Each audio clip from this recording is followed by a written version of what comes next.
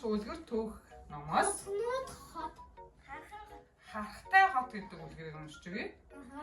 Эрд үед цагт нэгэн жижигхэн хот байжээ. Тэр хотод харах ирж үүрлээд үрцээр нэг мэтгэд үе түмэн болж гин хотын ирээд харахад дийлхээ байжээ.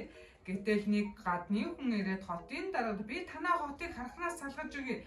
Харин та надад 100 алтан зоо сайрлах болов уу гэв.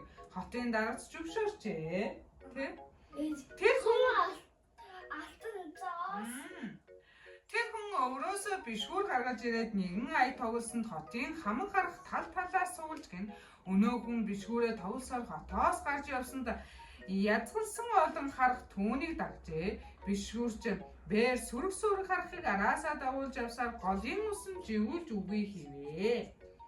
Ингээд хотод буцан ирж мөнгөө нэгсэнд хотын дараагч хор зоосч өгсөнгүй шүү дээ.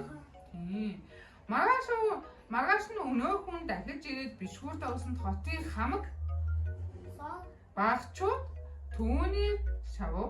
Бишгүүрч хотын дарж би танаа хамаг хүүхдийг аваад явлаа. Мөнгөийг минь өгч байж хүүхдүүдээ аваарай гэд явахыг завдсан дуулс сантан уурлаж мөнгөийг нөгөөч хэмээн хашгирдаж гинэ.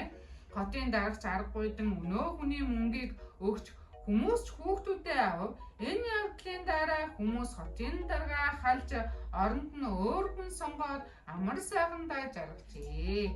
Хотын давь ямар муухай юм бэ хэлсэндээ үгүй те. Одоо хаалгацсан. Тэгээ нөгөө бишгүүр төгний орлоо. Тийш.